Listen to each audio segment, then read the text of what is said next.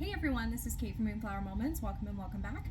So I thought because we were 6 months into June, I would come on here and I would talk about all of the tarot books that I've read and all of the decks that I really have considered like formally studied or informally studied. Like I feel like I studied the deck, whatever capacity. So I feel like this is pretty important to me because last year I started a deck study, but I didn't complete it, and then I also did not read any tarot books at all. The year before that, I had read multiple books. I was really kind of on fire. And then I think last year, because I started my YouTube channel, a lot of the time that I would have devoted to like formal studying, I was kind of like editing videos and making them and stuff like that. So this year I really wanted to kind of find a balance between still being able to produce content, because I very much enjoy that, but also taking time to, of course, like read and study and kind of falling back in love with that Virgo rising that I have that really has the capacity for long-term study and goals and achievement and all of that good stuff. So I am going to go ahead and start off with all of my wins. So I'm going to talk to you about all of the things that I feel like I have done pretty well, or all of the tarot books that I have read this year, so that way we can kind of go into what I have left on my goal list, and do I want to keep some of those goals, do I want to arrange them, and kind of what is pulling my interest now. So in full capacity, this is definitely going to be like a little bit random. My card of the year for my studies is Page of Swords, which is like really exciting. I'm excited to study. I'm excited to learn all the ideas. I'm excited to engage with all of the things. But I definitely am taking a little bit here and a little bit there and just kind of like leaving what isn't suiting me. So I think you're going to be able to see that from this list. So the first thing that I wanted to share with you is that I did complete a deck study this year. I started it, y'all, I don't know if it was in 2024 or if it was 2023. It was whenever Lisa Pepez was studying Tarot of Vampyres. And I started it with her, and then I completed this bad boy in like February of this year. So I don't know how long it was, but it was a while. So this is the Tarot of Vampyres, which is now out of print. I have edged mine in red. Why am I not able to show? Here we go. I don't know why I wasn't able to show you all the cards. So I'll show you a few of them because it is out of print.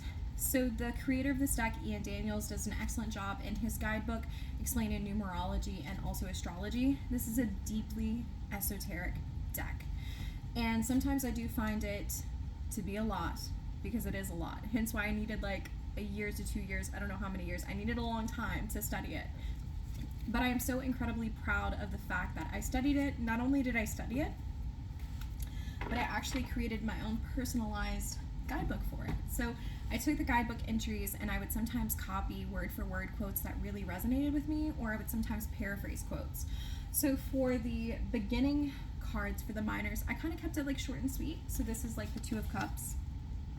And I had the Two of Cups, and it says Venus in Cancer. I should know that. Yeah, Venus in Cancer. And then I would explain the artwork in a way that was what I felt. I would also talk about the symbolism, but I mostly like really kind of just touched small on what I wrote here for that. But then as I got on, like I got to the Empress, and there's always so much to be said about the Empress, right? And so all of the majors ended up getting their own kind of full length. That was the Chariot. Full length depiction, that would be the Star. So that being said, even though this notebook was created specifically for Tarot of Vampyres, anytime I'm trying to reference astrology or numerology in my reading, this is what I go to. So I go to that guidebook that I created. Sometimes I'll reference the original one, but really kind of like reading it in my own words is sufficient enough for me. So that was the first win. The next win that I would like to present is I next have on my list the Radiant Wilds is a deck I wanted to study, and I dropped it on the floor, so let me grab it. I have a massive list of things next to me and stack of things next to me, so things are naturally going to fall. There's only so much room on my desk.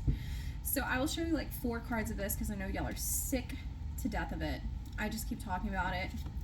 I'm sorry I keep talking about it. It is what it is.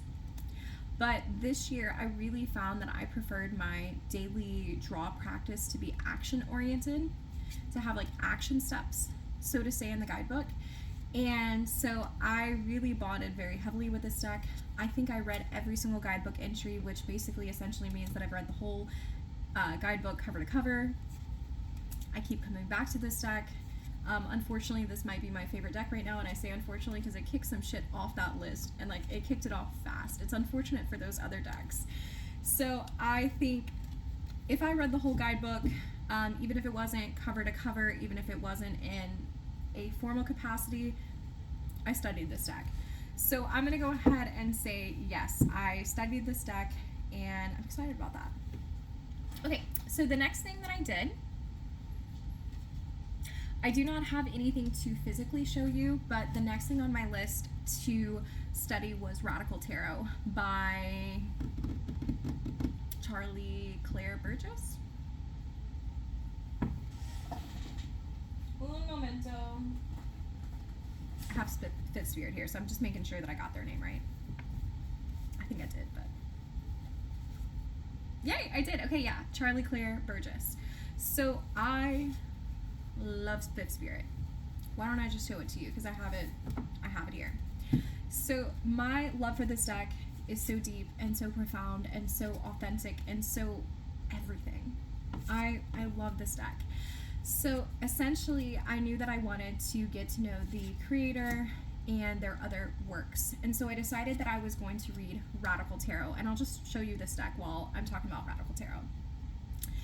The impact that book had on my life is so unreal. I think we get very used to reading books that are just very rote, and they're like, yeah, here you go, and it's kind of like a bunch of like little white books kind of rehashed over and over and over again.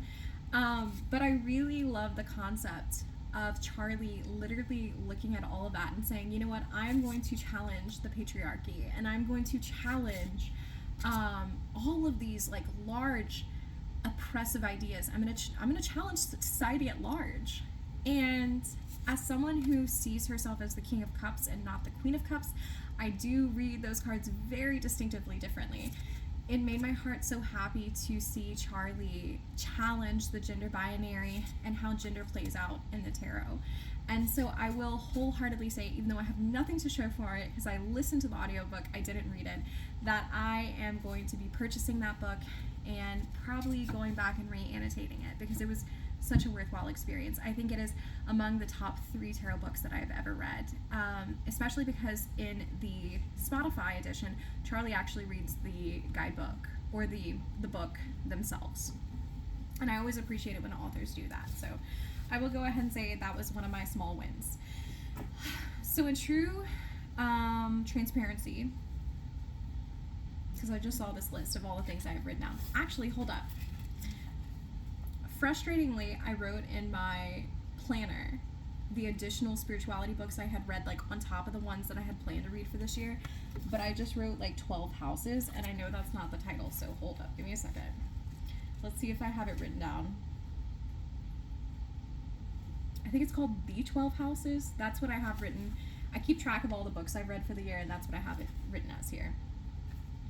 I'll put a picture of it on the screen. So The 12 Houses is not related to tarot directly, but it is another book that is available on Spotify, and I think it is the perfect book if you were trying to get interested in astrology. So I have always found astrology to be a very interesting system, but I feel like it's one that people, when they try to explain astrology to you, a lot of their interpretations are very like personal based. And I get that, that's fine. Like if you're astrologers, I definitely want to hear your points of view, because I think we know as tarot readers that there are things in tarot that show up and themes that can show up but aren't sometimes mentioned in guidebooks. So I do want to definitely hear people's personal experiences, but the way that I learn is by learning a system at large. And so I don't really get very much from people saying like, oh, when I see this in people's chart, da da da da da, and it's kind of like this one-off example. I need to kind of have that example conceptualized. So give me your experience and give me your expertise, but then also tie it back to how it relates to Venus and the 12th house. Venus in the 12th house would be a fun placement, but you know. And I feel like the author of that book did that exceptionally well. So I think I'm kind of late to the game. It seems like it's a pretty classic book in this arena, but like I said, I'll leave the information down below if you want to give it a shot and give it a read. I found it to be very informative, very easy to read, very easy to listen to, and I feel like I walked away from the experience knowing a lot more than when I started, so good with that. The next book that I have read in regards to tarot is my last one that I have officially read this year so far, and that would be Kitchen Table Tarot. This is another one that I listened to. I did not physically read it, so I'll leave an image on the screen now. And I think that I'm in the minority of votes when I say that while I rated Radical Tarot 5 out of 5 and I rated the 12 Houses a 5 out of 5, I did not rate that for Kitchen Table Tarot. So I was very interested in this book because I heard people talking about it on TarotTube, and I was like, well, I kind of want to do it, like I want to listen to it. But people have always said like it's a very good book for beginners because the creator of the book, whose name I cannot remember, I believe her first name starts with Melissa. I should have written this down before filming. I'm so sorry that I didn't. Once again, everything will be on the screen or down below. She has a very conversational style, and especially the audiobook reader, I don't think it's Melissa herself, but it's someone else, does a very good job making tarot sound fun. Like it's conversational, and it's fun, and it can be lighthearted, and you can experience kind of like funny moments with it, but also explaining at the same time that like the person who wrote the book is also like a psychic, so she goes through some of her like more woo and like serious experiences. So I think she does a really great job making tarot accessible in that kind of way. You know, it's not all woo, but it kind of exists on the spectrum, and I really appreciated that. However, I did find some kind of inconsistencies with the entries. So for example, some of the entries felt like they were 7 minutes long, because they were, and then other entries were like 2 sentences long. She goes through in this book and discusses the reverse meanings of all of the cards, and I think that the way that I read reversals is based in kind of holistic tarot's way. I have this book actually right here, so please excuse me, and I will fast forward through this quickly if I can't find it. But I think it's like really, I personally don't care for when decks and when guidebooks basically say this is what the reversal means. I really like to kind of have like a system in trying to determine like, does a reversal mean this, or does it mean this, or does it mean this? So for example, I think I'm actually able to find it pretty quickly.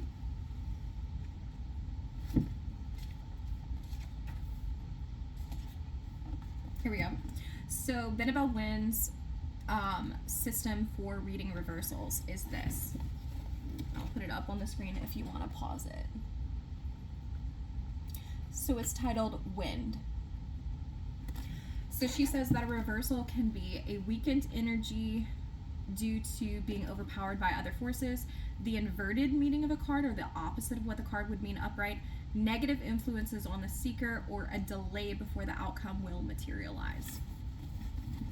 So when I first started reading tarot, that's how I learned how to read reversals. So that's still what I keep in my mind. Like a reverse card doesn't mean like one specific thing, because I do read with reversals, but it could mean a variety of things. And once again, I like having like a system or kind of a framework that I can pull from.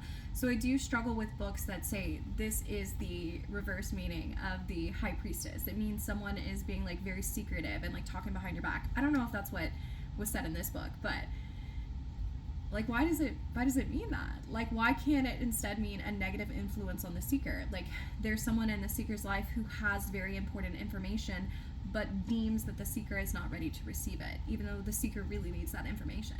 You know, why doesn't it mean that the seeker doesn't know it now, but the seeker could know it in the future? So I think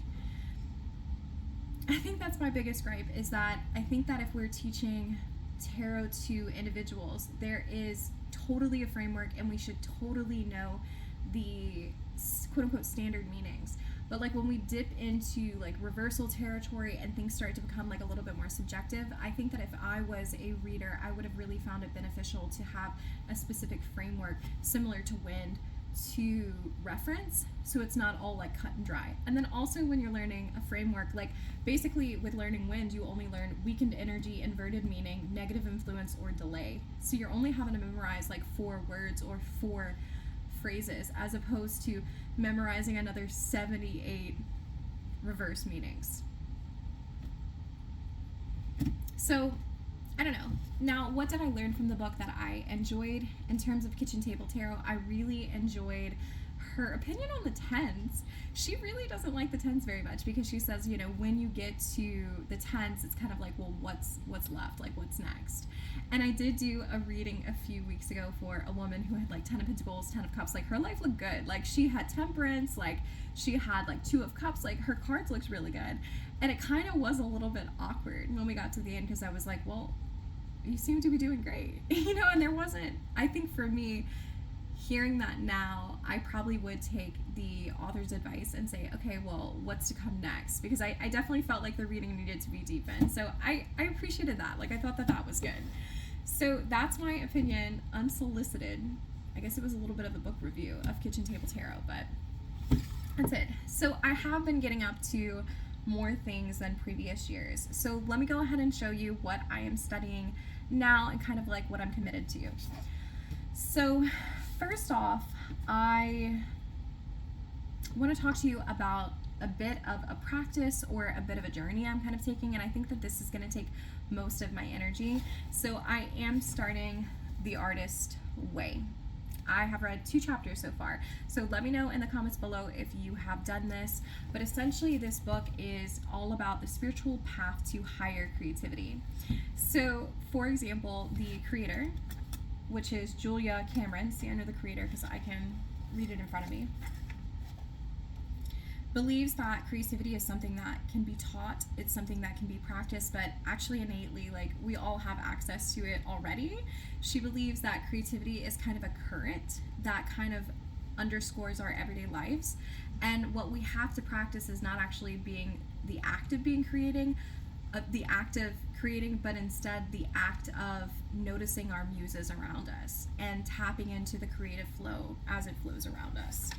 And I greatly appreciate that. She references God a lot because, like, once again, it's a spiritual path, but she says you don't have to, like, believe God. Like, you can, it could be whoever you want. It could be the source. It could be the creator. It could be whatever.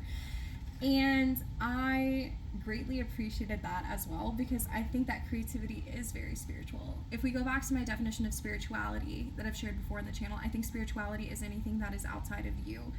And I think that the best way to create is to keep in mind that either you're creating for an audience or you're creating an inspiration of something that you noticed outside of you.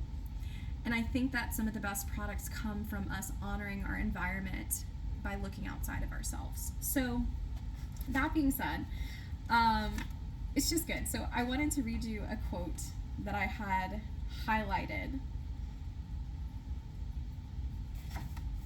if I can find it.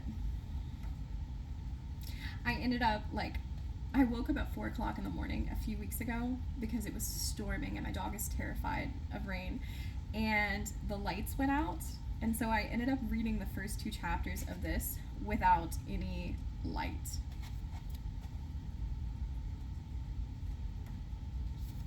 Got it. I'm gonna read it now. And I think this is one of the most beautiful quotes of all time. If you think of the universe as a vast electrical sea in which you are immersed and from which you are formed, opening your creativity changes you from something bobbing in that sea to a more fully functioning, more conscious, more cooperative part of that ecosystem.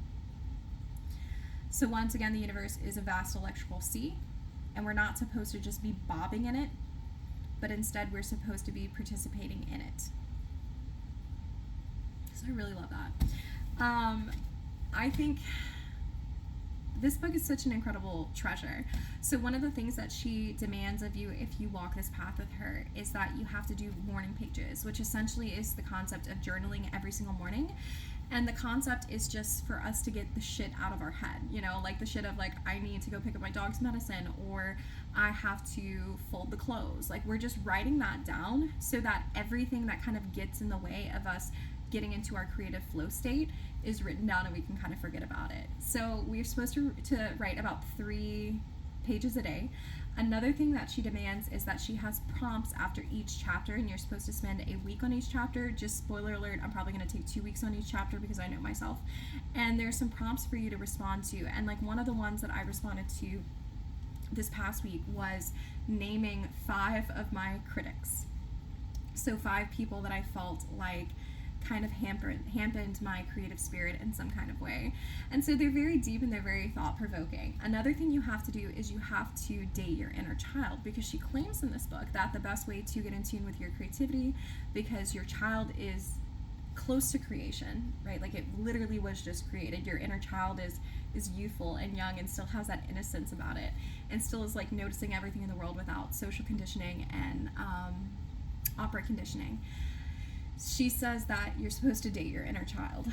So of course, my friends, I got out the inner child cards to help me date my inner child. We're not allowed to take anyone else on us with these dates. We're supposed to spend 2 hours a week doing whatever the fuck our inner child wants. And I got this bad boy out, and I have been using the inner child cards along with this practice. So when I sit down to read or I sit down to journal, I just pull one of these quick cards, and these cards are the guides to my little date with myself. So I have that one. But in the nature of my Virgo rising, and this is why this is mentioned in this video, I think my Virgo rising self, the little inner child that she is, stumbled across another deck study. But hopefully this one isn't as long as Tarot Vampyres. So I'm going to show you what I'm doing to try to make it more manageable. So when I read in the book that I'm supposed to, like, quote unquote, date my inner child, I'm like, I don't know what I'm supposed to do with that. Like, what do you mean I'm supposed to date my inner child? I don't know, like, my 5th house is in Capricorn. Like, I'm trying my best here. So I was like, okay, well, I got the Tarot of Curious Creatures, and this definitely seems like something my inner child would enjoy. So I'll show you a few of the cards and then I'll explain what I'm doing with them. So I'm not really like, reading tarot is not like an act of like inner child work or whatever. And truly, like, studying is not an act of like inner child work. Though I was definitely a bookworm, and I definitely was a nerd. Let me put it this way. And I definitely valued school above everything else. So maybe for me, like, studying actually is my inner child. We won't get too far into the psychoanalysis of it. But when I was told that I was supposed to get in tune with my inner child to tap into my creativity, I saw this box. And I thought to myself, that is so interesting that we have, I guess this is it a crow? Is it a raven? I really need to do more research before I pop up here on my videos, but we have this bird that is either a crow or a raven. I really feel like it is a crow. If I am wrong, feel free to correct me. But either way, like, I thought to myself, that is such a beautiful image to have for the High Priestess, because both birds are associated very deeply with communication, intellect. They're both like birds that are associated, I would consider, with the underworld, with their association of the black, a little bit eerie, a little bit spooky, definitely something that has an intuitive knowing beyond the surface. And so I thought to myself, that's really cool. It's really cool that she didn't pick a duck. Why did I think that? Because I thought to myself, and then I heard myself inside of my brain say, let me go ahead and get the exact words. I never crack, nor do I quack. And that's what this bird told me. Very stoically told me, I never crack, nor do I quack. And I was like, I think I know what I want to do to touch my inner child. Like, I think I know what I want to do. I think I want to create affirmations with this deck. And so what I've been doing is like pulling one card and then writing an affirmation, like whatever comes to the mind. So in the case of the High Priestess, it was, I never crack, nor do I quack. But let me go ahead and look at another one. Let's do, this is dumb, but like, it's literally whatever comes to mind. Like, we're just learning the cards and we're having fun here. Is the 7 of Pentacles. And I named him Larry. I don't know why I named him Larry. He looks like a Larry to me. And so in my little notebook, because of course I created a little notebook for this. Let me pull over to the Pentacle side. So I got like a nice little collage. It makes me happy. This is what I have from Larry. And my affirmation from Larry is, little Larry, keep tending to your nuts. Because he's a little squirrel. And he's tending to his nuts. He is like sowing them for winter and all of that good stuff. And I don't know, like, does it relate to the Seven of Pentacles? Like, maybe, because the Seven of Pentacles is all, to me, about kind of assessing where you are. So this squirrel is kind of looking around. He has planted all of these nuts. He knows that he is prepared for winter. But there was something about this card. He does look like he is tending to them. So I don't know. It's dumb. And it's stupid. And the Emperor. My phrase for the Emperor, sorry, I was out of camera, is, my authority is not greasy like a pizza. Not a got your nose, but rather the firm weight of broken-in docks. I don't even know if that made sense. But when I looked at this guy looked like a greasy pizza to me. So I was like, I didn't want him to be like a sleazeball. Because, you know, sometimes the Emperor can kind of come up like a sleazeball. Like, he's trying to take control of the whole room. He doesn't give a fuck what anyone else is saying. So I was like, this guy is not like a mafia man. Like, he's not a sleazeball. He's not greasy. I wrote, I am not greasy like a pizza. My authority is instead the firm weight of broken-in Doc Martens, like the shoes. Probably inspired by, my Doc Martens are up there, so probably inspired by those because I was in my tarot room. So that's what I'm doing, and I'm having an absolute blast. It takes me probably about an hour to do about 5 to 6 cards, so I think that I'm going to be on this for a while, but there's no pressure. I mean, I didn't really ever consider that this would be like a deck that was immediately in instant rotation, so I can sit on it a while, and when I'm ready to laugh, I will listen to the Curious Creatures. And I'm not that great at making jokes, and I'm honestly not that great at writing affirmations, but I mean, I like the concept of the Emperor, especially if I have imposter syndrome and I'm trying to take on the Emperor, saying like, I'm not greasy, like I'm not shitty, I'm not greasy, I'm not a sleazeball for trying to assert my authority. Instead, I wear it like broken-in Doc Martens. So that's my big thing. All right, so the next thing that I want to do, so I did have included on my list for my study plans, let me go ahead and fix my camera, that I wanted to finish reading the guidebook for the Louisiana Cajun-Creole Tarot. So I'll show y'all a few cards. So this deck was created by someone who I work with. We live in the same area. It's Louisiana based, but it's very, very based to my area. And he's lived here his whole life. So I'm very blessed to have a deck that fully and completely illustrates the experience of living in Louisiana. I have read the majors for this. I've also read one of the suits. I've read the fire suit. And so I think that I am going to continue studying this deck, and especially taking this one slow, because this represents where I live, because this represents where I chose to buy a house, because this represents where I choose to be. I'm in no rush for this one. I'm going to take my time, and I'm really going to enjoy every minute of studying it. Look how beautiful that card is. I love the accordions in this deck. They are the cups. So there is that one. All right, another one that I want to read, because I'll be a busy girl, I guess, is the Tarot of the Mystical Dream Tarot. I always say, does anyone else do that too? They say the Tarot of Mystical Dream. It's so confusing how some decks have Tarot of and then some are the Mystical Dream Tarot. Anyway, so this guidebook. This is kind of my deck. That is kind of my end-all, be-all deck. If I could only have 5 tarot decks, this would definitely be one of them. I got this deck very early on my journey. It's not RWS based at all. I mean, like, this is 6 of Wands. Like, very different depictions. But I've always loved this deck. This is the deck that taught me to trust myself and to break away from the RWS system as I know it, as a very strict, structured form. So I really appreciate it. And so I think when I first started reading, I was entirely and completely confused by the guidebook. This is a deck that is created out of the creator's dreams. So she did some dream work to kind of come across these images, and then she described these images to an illustrator who then illustrated them. So it's weird. And the guidebook talks about her dreams, and that's kind of weird and that's kind of strange, but I feel like I'm ready to read it. So for example, let me go ahead and pull.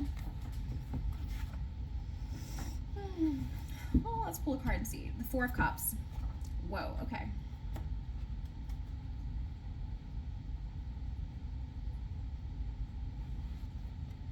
Maybe not the Four of Cups. Two of Wands. The Four of Cups was beyond my understanding. I would have had to look a little bit later. Okay, so here we go. We have the Two of Wands. So I'm going to read a little bit of the entry. Creative potential is not actualized. The dreamer is still incubating the dream, searching for answers which remain beyond the reach. While they climb the ladder seeking inspiration and vision, they are still asleep to the messages they need in order to move ahead. Again and again, the search is made. There have been times when the seeker believes that they have arrived, that they have reached their destiny, but at the end, they can only find disappointment. The beloved has not materialized. The seeker watches others reach their goals and is weary and tired of the journey, wondering when and where their time will come and when they will reap the rewards. Yeah, I can see that. So it's not your standard. There's no meaning of setting intentions and making plans and things like that. Like, it's there, but it's not. It's a little harder to grasp. It's a little harder to bite onto and interact with. So I don't know, I get it. I think that's what I need right now, is I need decks that are just a little bit off the broken path, but when I read them, I can still say to myself in the guidebook, like, yeah, this is tarot, right? Because sometimes decks can take it way too far and you don't understand at all how it relates to the system of tarot, and in that case it really should be called an oracle. But it's like, if I, in 3.5 years of studying and reading and obsessing about tarot, can understand somewhat where the guidebook is coming from, I want that deck, even if it's a challenge. So I will actually probably read this guidebook cover to cover. I don't think this needs to be anything more than that. Like, I might read it cover to cover. All right, and then the last one that I want to work with. This is a brand new deck to me. It's actually still in order. A viewer sent this deck to me, and when I opened it, I felt like this was a deck that I needed to savor. I feel like this is a deck that's going to help me evolve to my new evolution of self. So I have, like I said, back here, I have the King of Wands, because I've always seen myself as the King of Cups, but I'm getting a lot of readings quite recently about King of Wands and like the different things that I'm stepping into. And so even though there aren't any males featured in here, this is like a female only deck. This deck is very fiery. And I am in my solar return right now. Not solar return. Sorry, that's next month for me. My birthday is next month in July. I'm in my Saturn return right now. And my Saturn is in Aries, and it is the 7th house. And my Saturn is my only fire placement. I only have 8% fire in my chart.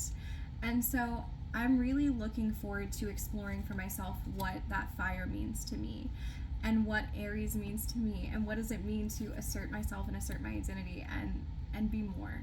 And I think that this deck is going to help me on that journey. So I don't know if this is going to be finished up this year, or if this is something that's going to bleed over into 2026 and 2027. I don't know exactly what it's going to be. Here, I'll show you some of the minors. Look how beautiful that is. Holy shit. And I flipped right to the King of Wands. I love that shit. Ace of Water. So I don't know. It's sweet.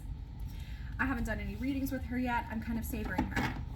I want to sit down and really do a whole ritual with this and meet this deck as the companion and the partner that I think it is. Because all of my fiery decks, right? Like, I do have Radiant Wilds, and that's very fiery. And I love that deck, and that deck has helped me feel like more body present. I feel like this is going to help me feel more spiritually present. It feels like William Blake to me, but in a female empowerment way, and not a whatever the fuck William Blake is doing with his weird shit kind of way. So, I don't know. All right, so I think that's probably enough. I'm getting tired talking about all of the things that I am going to do in the future. And so I think that if I'm getting tired talking about them, it probably is time for me to sign off in this video and take some time and just go play and go see what's out there. Am I going to accomplish everything I said I will? Probably absolutely not. But I don't know. I've read 3 books this year, and I read 0 last year, so I think I'm doing pretty good. So I will see y'all again next time, and I hope that y'all have a wonderful, wonderful day.